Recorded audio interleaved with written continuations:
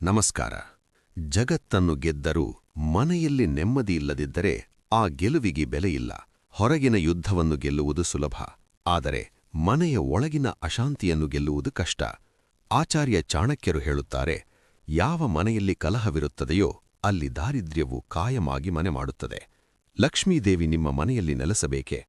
ನಿಮ್ಮ ಸಂಸಾರದಲ್ಲಿ ಪ್ರೀತಿ ಹೆಚ್ಚಾಗಬೇಕೆ? ಇಂದು ನಾವು ಮನೆಯನ್ನು ನಂದನವನವನ್ನಾಗಿ ಮಾಡುವ ಚಾಣಕ್ಯನ 3 ಗೃಹಸ್ಥ ರಹಸ್ಯಗಳನ್ನು ತಿಳಿಯೋಣ. ಮೊದಲನೇ ಸೂತ್ರ: ಮಾತಿನ ಮಾಧುರ್ಯ ಮತ್ತು ಗೌರವ. Respect and soft speech.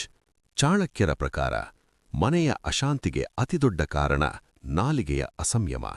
ಕಟುವಾದ ಮಾತುಗಳು ಸಂಬಂಧಗಳಲ್ಲಿ ಬಿರುಕು ಮೂಡಿಸುತ್ತವೆ. ಮನೆಯ ಹಿರಿಯರನ್ನು ಗೌರವಿಸದ ಮತ್ತು ಸ್ತ್ರೀಯರನ್ನು ಅಪಮಾನಿಸುವ ಮನೆಯಲ್ಲಿ ಎಂದಿಗೂ ಶಾಂತಿಯಿರಲು ಸಾಧ್ಯವಿಲ್ಲ. ಚಾಣಕ್ಯರು ಹೇಳುತ್ತಾರೆ, ಯಾವ ಮನೆಯಲ್ಲಿ ಸ್ತ್ರೀಯರು ಸಂತೋಷವಾಗಿರುತ್ತಾರೋ ಅಲ್ಲಿ ದೇವತೆಗಳು ನೆಲೆಸುತ್ತಾರೆ. ಮನೆಯ ಸದಸ್ಯರ ನಡುವೆ ಪ್ರೀತಿ ಮತ್ತು ಪರಸ್ಪರ ಗೌರವವಿದ್ದರೆ ಸಣ್ಣ ಗುಡಿಸಲು ಅರಮನೆಯಂತೆ ಭಾಸವಾಗುತ್ತದೆ. ಪ್ರೀತಿಯ ಮಾತು ಮನೆಯ ಅತಿದೊಡ್ಡ ಆಸ್ತಿ. ಎರಡನೇ ಸೂತ್ರ: ಅನಗತ್ಯ ವಿಷಯಗಳ ತ್ಯಾಗ.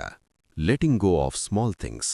ಮನೆಯಲ್ಲಿ ಜಗಳವಾಗಲು ಕಾರಣ ದೊಡ್ಡ ವಿಷಯಗಳಲ್ಲ, ಬದಲಿಗೆ ಅತಿ ಸಣ್ಣ ವಿಷಯಗಳನ್ನು ದೊಡ್ಡದು ಮಾಡುವುದು. ಚಾಣಕ್ಯನ ಪ್ರಕಾರ ಕ್ಷಮೆ ಮತ್ತು ಸಹನೆ ಇರುವ ಮನೆಯಲ್ಲಿ ಸುಖವಿರುತ್ತದೆ. ಸಣ್ಣ ತಪ್ಪುಗಳನ್ನು ಮನ್ನಿಸುವುದನ್ನು ಕಲಿಯಿರಿ. ಅಹಂಕಾರವನ್ನು ಮನೆಯ ಹೊರಗಿಟ್ಟು ಒಳಗೆ ಬನ್ನಿ. ಚಾಣಕ್ಯರು ಹೇಳುವಂತೆ, ಬಗ್ಗುವ ಮರ ಗಾಳಿಯಲ್ಲಿ ಮುರಿಯುವುದಿಲ್ಲ. ಕುಟುಂಬಕ್ಕಾಗಿ ನಿಮ್ಮ ಅಹಂಕಾರವನ್ನು ಬಿಟ್ಟುಕೊಡುವುದು ದೌರ್ಬಲ್ಯವಲ್ಲ, ಅದು ನಿಮ್ಮ ದೊಡ್ಡತನ.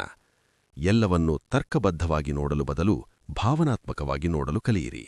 ಮೂರನೇ ಸೂತ್ರ: ಧರ್ಮ ಮತ್ತು ಆದಾಯದ ಸರಿಯಾದ ಬಳಕೆ. Values and economy. ಆರ್ಥಿಕ ಸಮಸ್ಯೆಗಳು ಕೂಡ ಮನೆಯಲ್ಲಿ ಜಗಳಕ್ಕೆ ನಾಂದಿಯಾಗುತ್ತವೆ. ಚಾಣಕ್ಯರು ಹೇರುತ್ತಾರೆ, ಆದಾಯಕ್ಕಿಂತ ಹೆಚ್ಚು ಖರ್ಚು ಮಾಡುವ ಮನೆಯಲ್ಲಿ ಸದಾ ಒತ್ತಡವಿರುತ್ತದೆ. ಮನೆಯಲ್ಲಿ ಹಣಕಾಸಿನ ಶಿಸ್ತಿರಲಿ. ಇದರೊಂದಿಗೆ ಮನೆಯಲ್ಲಿ ಆಧ್ಯಾತ್ಮಿಕ ವಾತಾವರಣವಿರಲಿ. ಯಸ್ಮಿನ್ ಗೃಹೇ ನ ಪೂಜ್ಯಂತೆ ವಿದ್ವಜ್ಜನ ಪೂಜಿತಾಃ. ಅಂದರೆ ಎಲ್ಲಿ ಜ್ಞಾನಕ್ಕೆ ಗೌರವವಿಲ್ಲವೋ, ಎಲ್ಲಿ ಧರ್ಮದ ಆಚರಣೆಯಿಲ್ಲವೋ ಅಲ್ಲಿ ನೆಮ್ಮದಿಯಿರುವುದಿಲ್ಲ.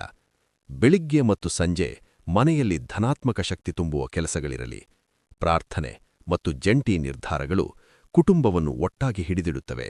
ಮನೆ ಎನ್ನುವುದು ಕೇವಲ ಉಳಿಯುವ ಜಾಗವಲ್ಲ, ಅದು ಭಾವನೆಗಳ ಸಂಗಮ. ಚಾಣಕ್ಯನ ಈ ಸೂತ್ರಗಳನ್ನು ಪಾಲಿಸಿ ನಿಮ್ಮ ಮನೆಯನ್ನು ಸುಖದ ಗೂಡನ್ನಾಗಿ ಮಾಡಿ. ನಿಮ್ಮ ಮನೆಯಲ್ಲಿ ಶಾಂತಿ ಕಾಪಾಡಲು ನೀವು ಪಾಲಿಸುವ ಒಂದು ಸೂತ್ರ ಯಾವುದು? ಕಮೆಂಟ್ನಲ್ಲಿ ತಿಳಿಸಿ. ಈ ವಿಡಿಯೋ ನಿಮ್ಮ ಕುಟುಂಬದ ಗ್ರೂಪ್ಗಳಿಗೆ ಶೇರ್ ಮಾಡಿ. ಸಬ್ಸ್ಕ್ರೈಬ್ ಮಾಡಲು ಮರೆಯಬೇಡಿ. ನಿಮ್ಮ ಮನೆ ಸದಾ ಸುಖವಾಗಿರಲಿ.